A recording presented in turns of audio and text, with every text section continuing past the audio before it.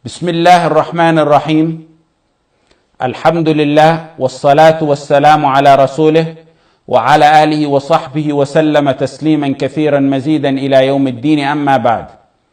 We talked yesterday on the introduction of one of the great victories of Islam, the Battle of Ain Jalut, the Spring of Goliath. Many ask me what it is in English. It's called the Spring of Goliath. We speak about it in this month because it occurred in this month.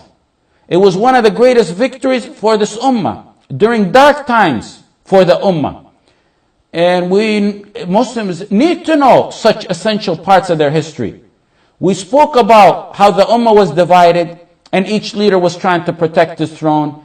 Each was concerned about himself, and a man stood up to the task, a man named Saifuddin Qutuz. For nearly half a century or so, no one was able to stand to the transgression of the Tatar, who killed in Baghdad in less than 2 weeks, as I said, over 2 million Muslims. Saifuddin Qutuz turned out to unite the Muslims. He started with his neighboring leader, the Emir of Asham, the son of Salah ad-Din al-Ayyubi. But he refused. Instead of uniting with his Muslim brother, he turned against his brother and he offered the Tatar help if they let him stay in power. The days went on and the Tatar turned on this man and took his land while he fled. Some Muslims or so-called Muslims think power and honor comes through the enemies. They seek honor from other than Allah, which always ends up in humiliation and dishonor, sooner or later. They use one, abuse them, and dump them. No one could have been more surrenderous and helpful to the enemies of Allah than the prime examples we have today, like Al-Qaddafi and Mubarak and their likes and their brothers. Look where they're at today. Allah bless Qutuz in that Salah ad-Din's son was ousted from Syria, from Damascus to Palestine, to Palestine by the Tatar, by the same enemies he offered himself to. Then he joined by force Qutuz, but he proved, like I said, that he was a failure, and his troops remained with Qutuz and he left. Now, Saifuddin Qutuz doesn't have to worry about Nasir Yusuf al-Ayyubi. One of the problems, actually a major obstacle, is gone. When Allah sees solid, determined, sincere, dedicated men, He prepares for them the means of victory. Look what happened with his opponent. Qutuz needed wealth now, so he went to collect for the army, and he had ulama to his side. And he chose a righteous alim, a beacon of truth, Al-Izz ibn Abd as-Salam. Al-Izz ibn Abd as-Salam supported him with his famous fatwa and advice. Al-Izz issued stunning fatwa that inspired the ummah. Why do you think people listen to Al-Izz ibn Abd as-Salam? The people listened to Al-Izz because he had a history of speaking against rulers, supposed Muslim rulers who aligned themselves with the Crusaders. He used to speak about them. If Al-Izz ibn Abd as-Salam was living today, the surrenderous Murji'ah rejects, the worshippers and slaves of the rulers, would call him a takfiri and a khariji. When Qutuz went to Al-Izz ibn Abd as-Salam, out of all the ulama, because sincere leaders, no sincere ulama, he went to him, he said, what do you think we should do? Should we go on and attempt to defend ourselves against the Tatar, or should we wait or surrender, or what? 50 years, nearly half a century or so, no one dared to stand up to him. Al-Izz, in a firm, solid heart, said, fight them and I guarantee victory. Fight them and I guarantee victory. That's all he said. Assuring them, be strong with Allah. Qutuz told them, but we got no money. And there was a lot of ulama in that gathering. But Al-Izz took center stage. This is time for the men to speak up. That's time for the men. Al-Izz said, okay, the ruling on this, when enemies try to invade Muslim lands, you must use all the wealth in the house of the Muslims. Bayt Mal al-Muslimin, all that goes to the army, to gather and make an army. They're literally making an army out of scratch. When there's no longer money in the Bayt Mal al-Muslimin, the house of the wealth of the Muslim, the leader can take from the ummah, can impose taxes, necessary taxes. He can impose taxes on them, and that was the issue. Then the leaders were there. There was some leaders there. Some of them were wealthy. So look what Al-Izz said. Before you impose those taxes I'm telling you about, the leaders got to start by bringing in all their excess wealth. Anything not essential and necessary for them, bring it on. And the leaders complied. one after another, would go and bring all his wealth and his wife's gold and jewelry and set it down, and then give an oath, Wallahi, I left nothing. In the second, in the third, until they brought everything. When that wasn't enough, they imposed 1 dinar on every man in Egypt, of everyone in Egypt, 1 dinar, who's able to pay. Al-Malik al-Muzaffar sent a small amount of soldiers then to check out the movement of the enemies. And they seen a small group that's doing the same. So the clashes began. And then finally on the 25th day of Ramadan, 658 after the Hijrah, 755 years ago exactly, the two armies clashed full force. The Muslim army was approximately 20,000 and their opponents was nearly 200,000. Some dispute the numbers, but it's right about there. Allah occupied Holako, the leader at that time, with a relative he was fighting near China. So he sent his best general, he's called Katibgha, who was among the Romans. And some say the only reason the Muslims were such victorious was because the Tatar were drained at that time in era, and the general he sent wasn't really as strong as Holako. Those are the ones who can't accept or fathom the heavenly victories. When the Muslims want victory through the right ways, Allah will give it to them. Now, they say the leader wasn't that, the general wasn't all that, and the Tatar were really weak. And when I went and read about this general he sent, he was one of the finest and best generals and warriors of that time. He was a man from, some say he was 60, some say he was 70. He was among those who learned warrior tactics, not from Holako, the son, from the founder, Genghis Khan himself, who was a master warrior. He died. Genghis Khan had died 34 years before this event. So for 30 years, this general, Katibgha, was doing nothing but fighting. He was a master and pioneer and an artistic fighter in general. Nothing could stand in his way, or they thought. But when the victory comes from Allah, in tansurullah, yansurkum. In Ramadan, in the final 10 days, on the 25th day of Ramadan, and that's why we chose this topic in Ramadan. The dust of the battle began to rise. The clink of the swords began to echo. The voices grew louder and louder with Allahu Akbar, the ammunition for the believers. It grew louder and louder from soldiers fighting in the field and onlooker farmers who were in the valleys nearby. The Muslims mixed with the Tatar and the bodies began to fall. Ours in heaven, inshallah, and theirs to hell. At the beginning, it was a stunning victory for the Muslim, but the Muslims wavered a little bit. So listen to righteous leaders what they do. Qutuz, seen him. So he goes in front of everyone. He takes his helmet off and throws it down and says, Wa Islamah, wa Islamah, wa Islamah. Islam is at stake. And he pushed forth himself. They seen the leader like this, with no helmet, penetrating deep into the enemy lines. It inspired the Muslims to follow along. The general of the Tatar gets killed. The army gets destroyed. The Muslims chase him away. Some killed and some apprehended. It was a stunning victory. It was a stunning victory that brought the Tatar to their demise. There was another smaller battle after that in Bisan, where the Muslims fought a deadly, courageous battle, and they were granted victory. This is one of the biggest battles or victories for the history of the Muslims. Why?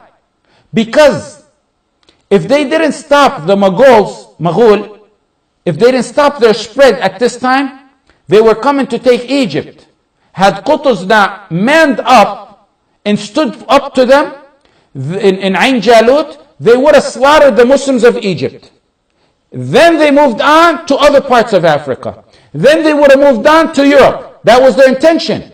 For nearly half a century, Muslims didn't win a single battle against these people. Barely anyone ever stood up to him. Why did they win now? And I can talk like a philosophist now and go left and right and pretend I'm a history expert. But the real reason of the victory here was a secret. It was a secret in something Umar wrote to his general Sa'd ibn Abi Waqqas years ago. That's the real reason, no other reason. You can talk a lot about it and pretend you're a philosophist, but that's the reason. From every angle you look at it, it was a defeat for Muslims. Untrained army. The army of Qutuz, really got it literally within days. In less than a year. They were outnumbered by a massive army that mastered genocide and warfare for decades, for half a century. They defeated the army that swept nations off. What's the secret in the letter of Umar? He used to send to his generals, I advise you and the soldiers to fear Allah in all settings. That's the secret. The fear of Allah is the biggest ammunition against your enemies. Fear your sins more than you fear your enemies. Fear your sins more than you fear your enemies. Muslims win by the sins of their enemies against Allah. If we're equal in sins, they'll have power over us, because then it becomes power over power, and they're always more powerful than us, and they have more soldiers. So it's taqwa. After Ain Jalut, it was a turning point in the demeanor of the entire ummah. The demeanor of the entire ummah changed. He brought back honor to the ummah. He brought manhood to the men of this ummah. Now, no longer would you see a man watching 100 men get slaughtered and not even think about defending himself or protecting himself. Now, they had no revived hope in Allah. He showed them in reality. And no matter how big and mighty the opponent may seem, as long as they are with Allah, there's victory. لا يغرنك تقلب الذين كفروا في البلاد متاع قليل. Let not the free disposal, the affluence of the disbelievers throughout the land deceive you. متاع قليل. متاع قليل, brothers. Brief enjoyment. Then their ultimate abode is to hellfire. And what a worse place that is. Muslims began to realize that with Allah on their side, they can get victory. They no longer need to sit back and wait for the Mahdi like some used to say and some say today. When Allah wants victory and good for someone, there is no one who can deprive it. وَإِنْ يَمْسَسْكَ اللَّهُ بِضُرٍّ in Surah Al-An'am, وَإِنْ يَمْسَسْكَ اللَّهُ بِضُرٍّ فَلَا كَاشِفَ لَهُ إِلَّا هُ وَإِنْ يَمْسَسْكَ بِخَيْرٍ فَهُوَ عَلَى كُلِّ شَيْءٍ قَدِيرٌ. And likewise in Yunus, Surah Yunus, وَإِنْ يَمْسَسْكَ اللَّهُ بِضُرٍّ فَلَا كَاشِفَ لَهُ إِلَّا هُ وَإِنْ يُرِدْكَ بِخَيْرٍ فَلَا رَادَّ لِفَضْلِهِ يُصِيبُ بِهِ مَنْ يَشَاءُ مِنْ عِبَادِهِ وَهُوَ الْغَفُورُ الرَّحِيمُ. After a half a century of Muslims being treated worse than animals and massacred and annihilated and raped, each dog wanting a piece of the flesh of this ummah, each dog running to get a piece of the flesh of this ummah, the snakes were freely roaming around the Muslim territories. Now with Ain Jalut, a victory, the game is over.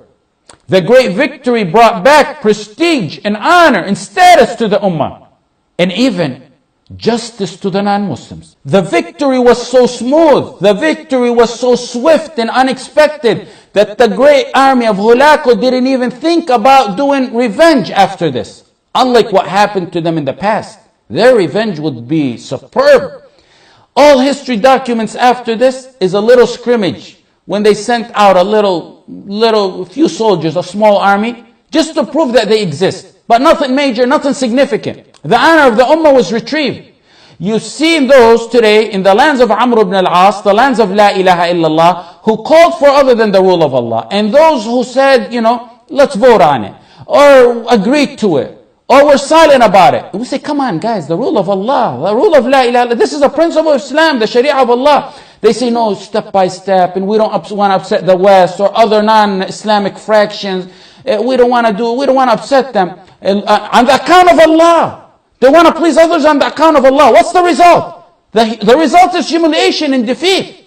The same people you don't want to please when you were in power, because you don't want to implement the rule of Allah, are now 30 million against you. This is what Islam told us. They did not please Allah when they were in power, so neither Allah was pleased with them, nor were the people. The ummah's got to understand the ABCs of Tawheed. What we teach our kids in text, we must let it register in our faith. من التمس رضا الناس من التمس رضا الله بسخط الناس رضي الله عنه وأرضى عنه الناس ومن التمس رضا الناس بسخط الله سخط الله عليه وأسخط عليه الناس. Whoever seeks the pleasure of Allah at the risk of displeasing people, Allah will take care of him and protect him and honor him. But whoever seeks, this is a hadith, whoever seeks the pleasure of people at the risk of displeasing Allah, Allah will abandon him to the care of the people. You wanted to please the people, the step-by-step stuff and vote and stuff. Okay, let them protect you. 30 million of them went against you. You need to understand that with La ilaha illallah on our side, there's nothing can defeat this ummah. That's what he told Ibn Abbas, a 10-year-old Ibn Abbas. If the whole universe gathered against you, they couldn't defeat you. After Ain Jalut, people lived in peace and honor for decades to come. Actually, it lasted for over 146 years. No more oppression, no more violence, no more massacre, no more displacing, no more raping. The Tatar were so stunned from this for 146 years until a leader of Tatar came. His name is Timur Lenk. He entered Halab in Damascus. When people turned away from Allah, Allah granted him power over the believers. After Ain Jalut, but that was only 146 after the battle of Ain Jalut. And after that, Ain Jalut, Syria and Egypt formed a strong bond. And it was considered like an armor and heart to the Muslim world. It was a strategic bond, a political bond, geographic, educational, historic bond. It showed that unity of the ummah was essential because Allah said, وَلَا تَنَازَعُوا فَتَفْشَلُوا. You become failures if you dispute. After Ain Jalut, the low-life leaders, especially the grandkids of the great leader Salah ad-Din, the ones who were only worried about their thrones and to remain in power, they become exposed. The ones who used the enemies of Allah against their brothers just to remain in power. After this battle, I'm telling you the benefits of this victory. After this victory, it exposed them. It exposed those fake leaders. And they too vanished. Most of them either accepted the leadership of Qutuz and joined under him, or most of them vanished away into the wastebasket of history. Even a more benefit after this victory, when the bond between Damascus and Egypt strengthened, the Muslims went out to small municipalities or imarat. They were called small imarat in Syria and Palestine that were for the Crusaders. And the Crusaders were there for 166 years. They were causing Muslims a harm. And they were imarat not even Nur ad-Din and Imad ad-Din and Salah ad-Din reached. Now the blood descendants of Al-Ayyubi reclined to this world. But the descendants of Al-Ayyubi, by faith in Iman, took over from where they left off and stopped these people from harming, these crusader municipalities, from harming the Muslims. And another effect of this battle, and to me, this victory, to me it's among the most amazing effects of this victory. The Tatar began to see Islam and read it, study it, and amazingly, they began to embrace Islam in large groups. They seen how Muslims were in power. Now the Muslims have the upper hand. They could do a genocide easily. They can rape them. There was no rape, no massacre, no imprisoning. They didn't even put them under scrutiny, like our enemies do when they're in power, when they have the upper hand. They were astonished to see how the Muslims treated them and forgave them. They expected rape and genocide, but that wasn't Islam. They seen the justice and safety and manners of Islam when the Muslims had the upper hand. That being the main reason, along with the fact that the religion of the Tatar is a religion, it's a man-made religion, literally a man-made religion. Genghis Khan made that religion up. So they had a spiritual void that they filled with Islam. In fact, right before this big victory, 6 years before this victory, one of Hulaku's cousins learned about Islam and embraced it. And he was a big, prestigious man. So Hulaku was shocked by that and fought him. Finally, I guess the time is up. I ask Allah subhanahu wa ta'ala to ease the suffering in this ummah, and may He replace the traitors of today with the likes of our beloved leader, Sayfuddin Qutuz, rahimahullah ta'ala, wa sallallahu ala Sayyidina Muhammad, wa ala alihi wa sahbihi wa sallam, wa jazakum Allahu khayran.